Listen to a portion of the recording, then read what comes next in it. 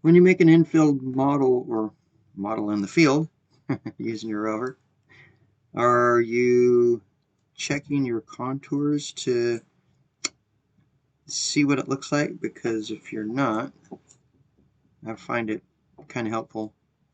So I will go over, if you've never done it, I'll go over this area. In this case, we had a wall somewhere in this area, and we had a huge hole out here. And originally this was supposed to be just a fill about 2 or 3 feet off of this line. It was supposed to follow that line, but we wanted to fill this area. But we wanted to match some features down on the bottom here.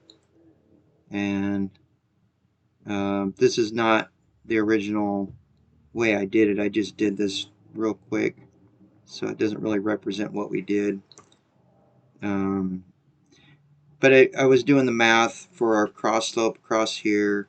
I adjusted these quite a bit just so you could see the contour lines better. But so I would do the math from here to there, across these points, and then how much I wanted down the hill for a 4-to-1, and then check approximately where that was going to take me at the toe of the slope, and then I would try to blend everything together. So on this, what this this break line right here represents my hinge point up top, and this is toe of slope down at the bottom.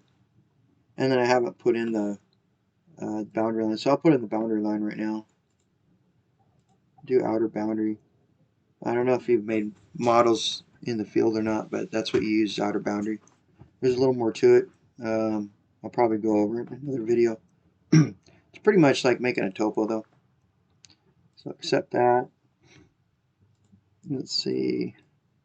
So I'm going to zoom way in right here. Just, oops, I hate that stupid sticky key. I'm going to zoom in right there. And I'm going to take my first shot right there inside the model. So it'll take the actual grade. Okay, and I'm gonna do a shot for every shot I have on my break line. I mean, depending on how I'm building the little model, for at least every shot I have on the break line, I have a corresponding shot over here somewhere. Sometimes I have multiple ones. It just depends on the way you want to contour it, So I'm gonna take a shot right there. Let me go inside a little bit.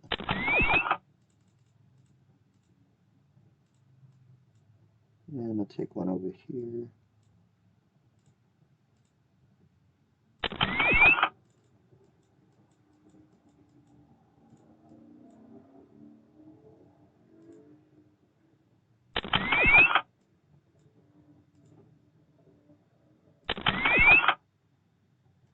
Whoops, what did I do?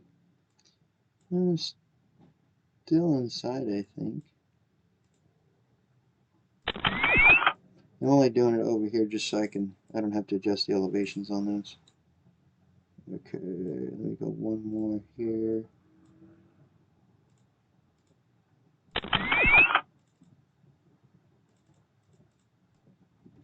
And then I'm going to come out here somewhere.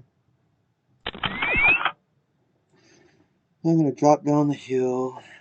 Put one there. Or over, I should say. And then I'm going to drop down the hill, put one there. I'm going to put another one out here. So you always want to go outside. Use your boundary line. You can go way outside your boundary. It doesn't mean you have to use it. But you do have to have, your cutoff point somewhere, and there's going to be a break line or something, or points. In this case, I don't really care about that. I'm going to come out here. Let's go one in the middle, one right here. I'll take another one right there.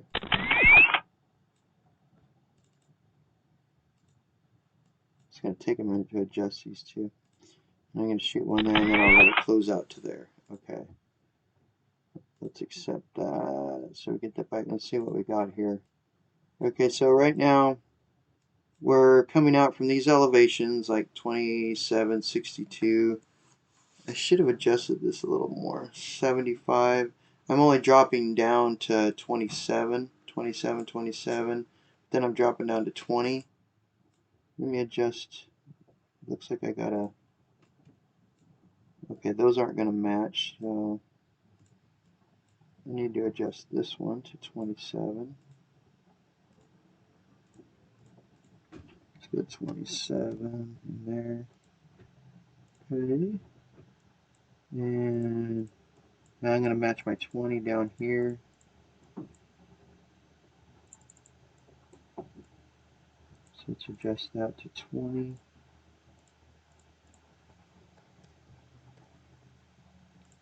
Save.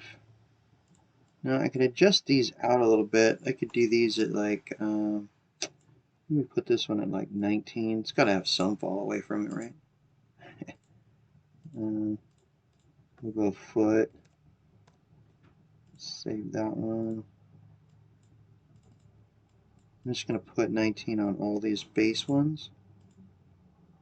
Edit data, elevation, 19. Save. Let's say do 19 on this one. Save that. Let's see what else we got. We're going, okay, that's a 0, so that's got to match 20. Edit, elevation, 20. Save that. And then we want this one to match that 28.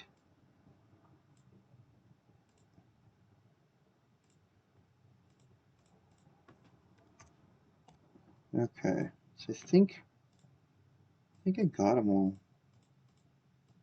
20, 20, 20, 27, 30, yeah. Okay, so now it's, you know, you can't really see anything. You can't really tell what it's doing,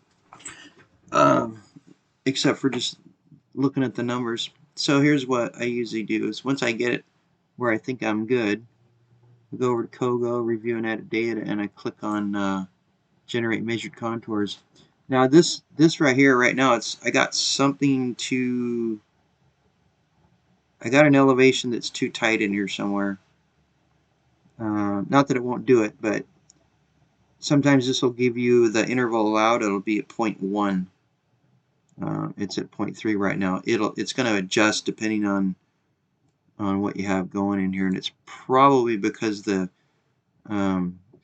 variable between this line and these points is not that great. But I'll click on 3.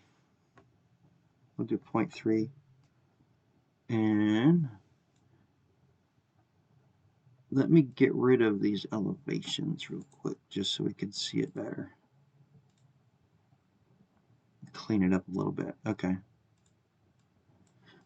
So this is what helps me, is because then I can, you know, sometimes you'll see something kind of wacky.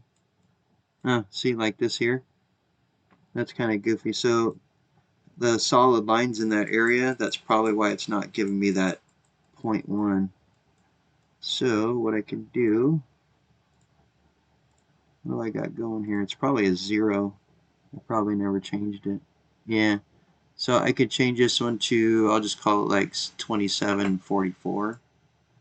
Let me change that.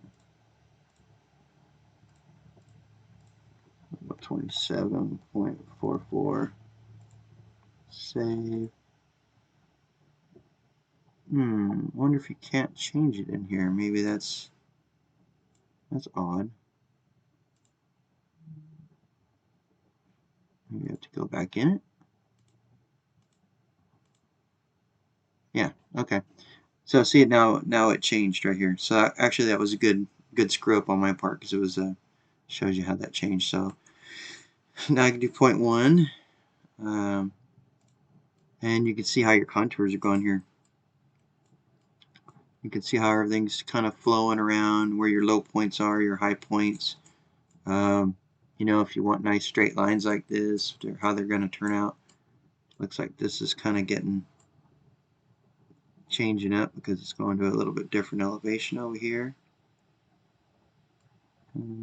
20, yeah. You can see I got this kind of channel running through here, you know. Will it affect anything? Probably not, but if you wanted to get rid of that, you know, you can make some adjustments. You could add some points on the lines, or, you know, uh, change them around a little bit. But anyways, when I'm making a model, let's go to, when I'm making a model, I always go to that just to give me a good idea of what it looks like. Let's do 1 foot. So you can see 1 foot difference. You could do 0.5. You know, if it's too busy and you got too many lines, let's do 0.3. But 0.2 is probably good. And it's just, I don't know. It always helps me when I'm making little models. But that's how you do the generate measured contours.